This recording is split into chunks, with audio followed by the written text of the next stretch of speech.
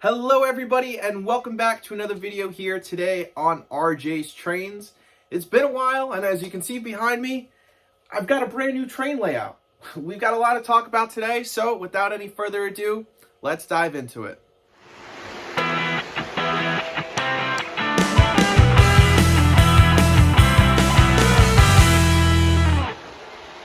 So we have a lot to cover in today's video. First, we're going to be taking a look at the train layout. I'm going to be giving you guys the reasons why I decided to rebuild the train layout, and then we're going to take a detailed look, starting on the left-hand side and then working our way over to the right-hand side. All the little changes that I made, whether it's new buildings, new scenes, or, just things that I would like to point out that were on the old layout and are now on the new layout. Next, we're going to be talking about the future of the channel, and why I've taken this hiatus, and what the future of the channel is going to look like going forward. And last but not least, we're going to be running some trains today, and we've got a lot of trains to run. The last time I really did a running session video, I filmed it last December, so I've picked up a lot of new things. We can now fit a lot of new trains on the layout, and we're going to be seeing some stuff that's never been seen before here on my YouTube channel, like my Lionel Legacy Acela, my MTH Premier Greenbrier, my Lionel Auto Racks, and a ton of other trains. So make sure to tune in all the way through the end. And now what you guys really clicked on this video for, and that's to hear about the layout. So I started building the original layout that you've seen here on my YouTube channel for quite a few years now in December of 2019, which corresponds pretty much to when I started uploading videos. I walked you through the building process of that layout, and then, multiple layout updates and running sessions and product reviews since then. When I started building that layout, the largest locomotive that I had in my collection was an MTH Rail King Scale SD45. And that thing only requires 031 curves. Now, I thought I was being smart and proactive at the time when on my outer loop on the old layout, I installed 048 curves, thinking, maybe one day I'd buy an MTH Premier diesel locomotive that would need 042. So I'll put 048 on the outer, 036 on the inner, and we'll call it a day. Well, that changed. As I've gotten older and have gotten a job, I've found myself gravitating towards larger steam locomotives and diesels that all of a sudden couldn't fit on my layout. And the real tipping point was me purchasing my Lionel Legacy Acela train set. Now, I love that thing, and I knew once I saw it in the catalog I needed it, but that thing requires 072 curves, and I had 048 curves. Now, it was really, disheartening to spend all that money on that train set and not really be able to run it. I could bring it to a friend's house or a club layout and run it there, but they're big boxes, and I don't feel like packaging it all up and putting it away and doing all that hard work. And I really just wanted to be able to run it on my own train layout. Now, thankfully this summer, I was afforded the opportunity to be able to come and live at home for a little bit longer. And so I decided that, this would be the perfect time to build this new-ish train layout. Now, it's still the same size and shape as the previous layout. It's approximately 12 by 8, and with being able to redo the layout, it was the perfect opportunity to install 072 curves on the outside. The inside loop is 048 just to be able to recycle some track. I was able to install all of my buildings into the city scene and be able to orientate it, so I was able to have a larger city scene. And I was able to solve a lot of other problems that I had with the previous layout. Simple stuff that you might not normally think of, like making sure that the track and tables are all level, or having a control panel for your trains. On my old layout, my TIU and Legacy command base sat on top of a plastic bin. Now I have an actual shelf. And one final note before we start taking a closer look at the layout. Just like every layout, this is not a fully completed layout. You're going to see scenes that aren't complete. You're going to, see buildings that aren't wired. Now, I would say that this is pretty much at like 92.5% completion. There's still a lot of stuff that needs to be done, and I will point those things out as we go along, but I figured it was at a point of relative completion that I felt good sharing it and posting it here on the channel. So I've blabbered on long enough, and it's time for us to finally take a look at the new and improved Long Island and Southern Railway. So starting with the far back left-hand corner of the layout, I knew that going into this layout, one thing that I definitely wanted to do was to build on and improve my farm scene. I had the one farm scene in the front right-hand corner on the last layout. I love that one, and I definitely wanted to expand that. So in the back right-hand corner, we still have the Sea Rock City barn, and we've got a little like moonshine jug band playing in front of the barn. We've also got a stack of hay, a gravel road, and some sunflowers, pumpkins, and some more hay. We cross the road that has a specially made street sign, and we get to a little MTH trailer. Now this trailer actually has Christmas lights, and it's one of the few things on the layout that still needs to be wired up, but I custom weathered it myself, and I think it looks really nice, very rustic, and it fits very nice into that scene. In front of the trailer, we have the cornfield, and this has to be probably the most expensive piece of scenery on the layout. So I use JTT corn stalks. They're O scale, they're about 2 inches high, and you get about 30 of them for $10. And what you see right there is actually close to 200 O scale corn stalks, and I only have half the field actually filled. So I'm buying those up slowly over time just to spread out how much it actually cost, but it's getting along. And then finally, coming up to the very front of the layout, we have a MTH billboard, and I custom put the Southern Railway System ad where it's a beagle, sniffing on the tracks, and the point of the ad was, the Southern will sniff out the best deals for you. And because my helper and puppy Maple is part beagle, I figured that would be rather fitting to put in the Southern section. Speaking of helpers, look who just came to come and help me film this video. Her second RJ's Trains video. Nope, you're leaving? All right, bye. For that, we have some O-scale cows grazing on the grass, and another gravel dirt road with a nice rustic truck passing by. So definitely a much larger and expanded rural area here on the layout, and I'm really loving it. I'm glad I was able to do this. Originally, I was going to have a switch branch off right here, and then there to be like a little engine facility in this back left-hand corner. But personally, I love the trains telling a story more than like doing switching operations in the whole 9 yards. And being able to see the trains run past this farm scene and the mountains, it really looks amazing. And I'm really liking the way how this scene turned out. So next up, we have the residential scene. And for those of you guys who watched about the previous layout, you'd know that this scene is probably the most unchanged. I had the houses arranged in a similar style, but just on the right table. Now, this was the biggest question mark. I didn't know exactly how to do this. Originally, I was going to have the houses like this, but it to end in a cul-de-sac. But I figured I might as well have the road extend across to the other side into the rural area, so the whole layout feels a little bit more connected. Once again, the brown house returns on a little mound that I originally had it on. It's got a garden there in the back, which is really nice. Cream and greenhouse has the white picket fence around it, and it's cut to size, so it looks a little bit more realistic. And by far my favorite addition to this layout is this new pond scene with Woodland Scenics realistic water and some cattails in it.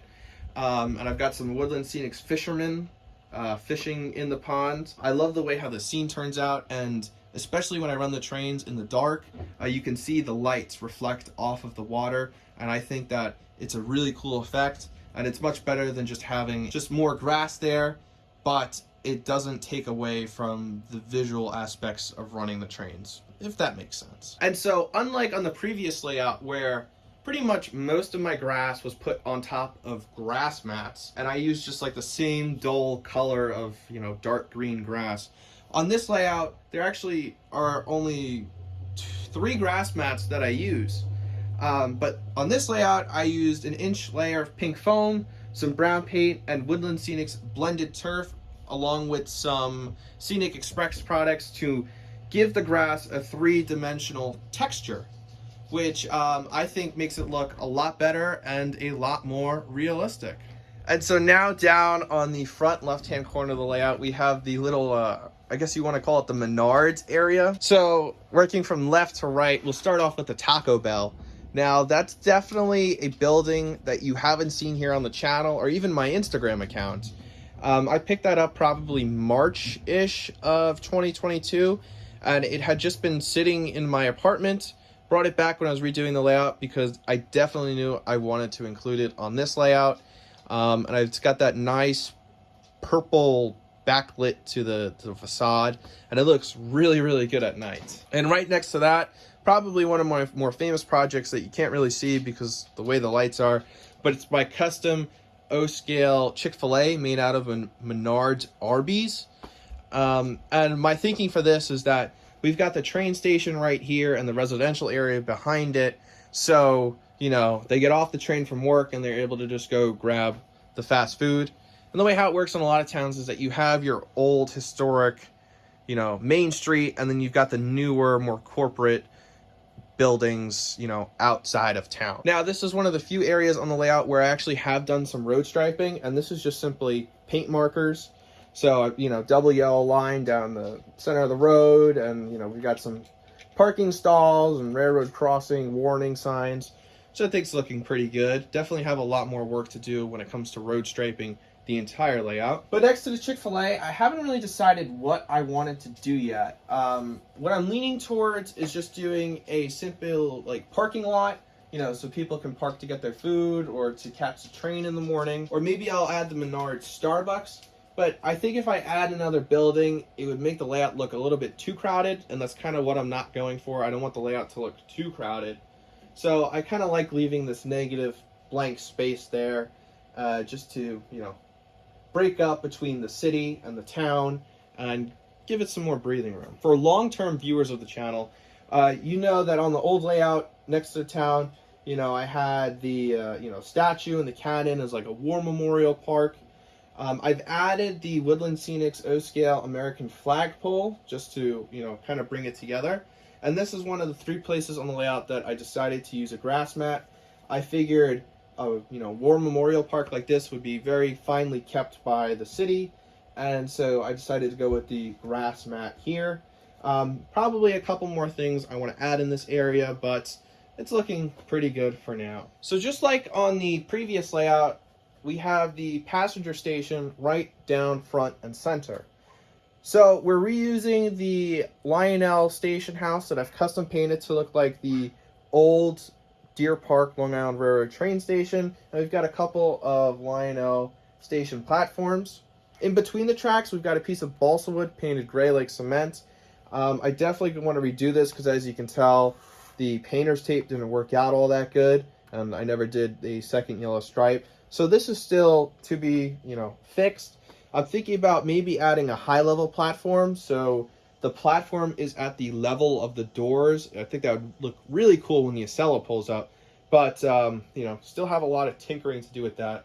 But I figured this was a good, you know, first step. And unlike on the previous layout where I had station platforms in between the 2 tracks, being able to have this balsa wood here allows you to more easily see the trains running on the inside loop as they pass in front. And I think that it adds a lot more to the whole having the trains tell a story. And now onto the part that everybody has been waiting for. At least this is what I've been waiting to talk about, because it is definitely my favorite part of the new layout, and that is my new and improved city. Now, I always enjoy having the city scenes on the layout, and on the last one, I had it on the far left table, so I didn't have much room to expand it, and I started buying some Woodland Scenics buildings, like this TV shop, and I wanted to be able to have more room to grow the city, and I just couldn't do that with the way how the layout was originally altered. So we'll talk about how I built the city from the ground up. So first up is the roads. And so this is just a 3/16 inch MDF board that I've spray painted black. And I traced out where the Bachman Easy streets would go. So this way the trolley tracks would actually sink right into the road. It's not a perfect setup. Like the Bachman Easy street is like 1/4 of an inch tall, when the MDF board is 3/16 of an inch. So there's a little there's a little difference, but beggars can't be choosers. But one cool thing that I've done this time around is that I've actually hooked this loop up to my TIU. So this way I'm able to control both my conventional bump and go trolleys, as you see here, but also my MTH Protosound 2 command control streetcars and trolleys. So this way I can put those trolleys into trolley mode, and those trolleys will stop automatically and they'll play station stop announcements. And then working our way up very slowly, we have the sidewalks. And unsurprisingly, all this is just a second MDF board painted up to look like cement. Definitely want to do some more weathering to weather it and add some lines like the creases in the cement. But, I'll get to that eventually. So now we'll talk about the buildings on the layout. So in the very back, we have the building flats. All of those are returning from the previous layout. And now once we come onto the other side of the tracks, we've got the Bachman ice cream stand. Did a lot of custom scenery work around there to add the parking lot and some benches and some people eating ice cream, as well as a custom sign. So that's looking really cool.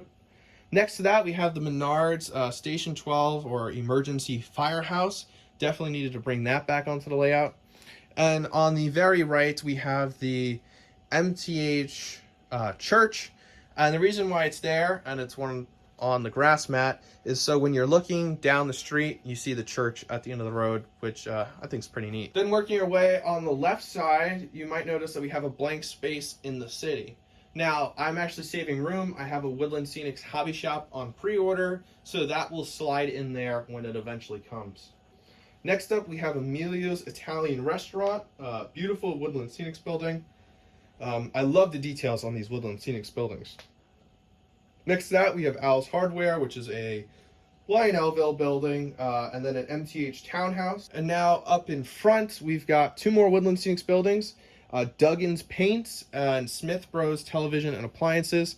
The television and appliance store is really freaking awesome because they have the TVs that are flickering in the windows, which I think is an awesome touch. Behind the appliance store, we've got three more Lionelville buildings and the MTH hobby store. And then to the right-hand side, we've got the MTH flag shop, the Menards Piggly Wiggly, a Navy recruitment center that I custom made out of a tattoo shop.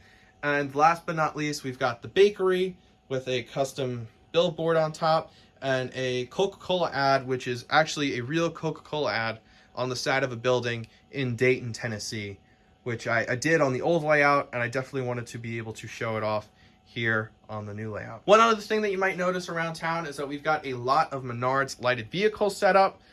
So some of them are plugged in, some of them aren't, but I think that the lighted taillights and headlights really do add a lot to the layout. So we've got those sitting around the town. So when I was designing this layout, originally I was going to have no switches. It was just going to be 2 loops of track and nothing else. And eventually my buddies convinced me that I needed to have a switch on the layout, at least one. So I decided to add a little 036 right-handed switch here, and it goes back and it serves an MTH transfer warehouse, which I've custom decorated to be a Jack Daniel's distillery. Between the mountains and a lot of the other decorations that I have on the layout, there's a big southern theme to the layout, and I enjoy Jack Daniel's, so I figured that would be nice to put on the layout. And then just working our way forward, we've got the Lionel Amtrak water tower, how to make sure I got the Amtrak water tower back on the layout. And then in this front right-hand corner, which was actually the last part of the layout that was completed, we've got the MTH Strasbourg switch tower. Figured, might as well put it right next to the only switch. The Lionelville Irene's Diner. We've got a gravel parking lot next to it, you know, road passing in front. The Menards billboard, Amtrak and Piggly Wiggly ads on both sides, and a Plasticville fruit and vegetable stand with some custom, you know, Woodland Scenics figures in there, which makes it look really good, and a nice little way to, you know, kill this space here on the very front of the layout. And there it is. There is the new and improved Long Island and Southern Railway. Now, before we start running trains, I just do want to talk about the future of the channel. And as you guys know, in early May, mid-May, I put out a video where I said I was retiring from YouTube. I did leave it open-ended in that video, and I said that there is a chance that I do come back and I start making videos again. And in fact, the thumbnail for that video was Michael Jordan's first retirement announcement. Michael Jordan actually ended up retiring 3 different times, and he came back to play basketball twice. So that was kind of an inside joke with those of you guys who got that sports reference. But at that time in May, I was definitely going through a lot. I ended up being really sick, and unfortunately, Nicole and I did break up. It was a mutual thing. So there was definitely a lot that I had to deal with in that time. And in that moment, I knew I needed to take a step back from trains and reevaluate my priorities in life. Thankfully, being home this summer with my family and hanging out with my friends, I've definitely been able to take a step back and just to figure out what I enjoy doing. And I really enjoy these trains, and being able to redo this layout really helped a lot with me over this past summer. So that's why I'm especially excited to, you know, be able to show off the layout. You know, I've definitely found a, you know, newfound passion for putting out videos, and I've been getting a lot of support from friends, new and old, to continue to make these videos. So it's definitely not going to be like daily uploads that I was doing at one point. You know, I do still live in Washington, D.C., and the layout is here on Long Island. But, you know, I've got a lot of new products that I've picked up that I definitely want to show off.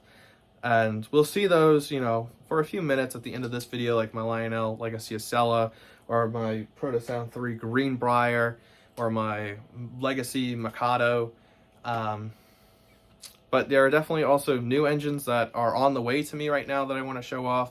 So, you know, it's not going to be every week. It's not going to be maybe every other week. There's definitely not going to be the end of RJ's Trains. There's still going to be videos coming out every once in a while, not as frequent as often, but I'm really enjoying just filming this video and being able to, you know, show off the brand new layout for you guys. So finally, without any further ado, it's time for me to stop talking, and it's time for you guys to enjoy watching the trains run around the layout. If you guys enjoyed the video, it'd be greatly appreciated if you left a thumbs up and you hit that subscribe button, and comment down below what your favorite part of the new layout is.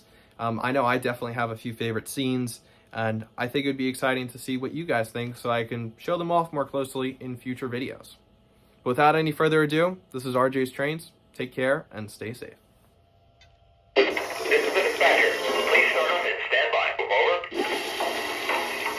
I'll be up here at the head end, north, to make that tie. Out.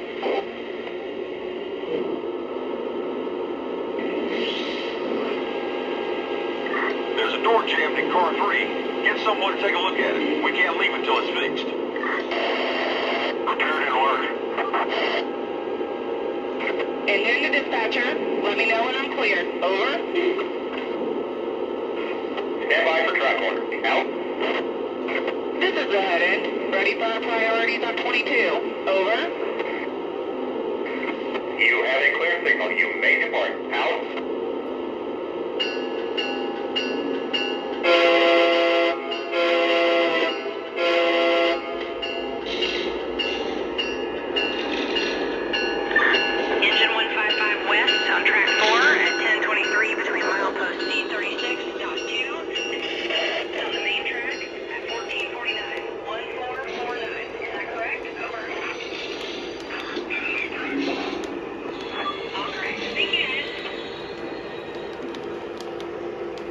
How can I serve you?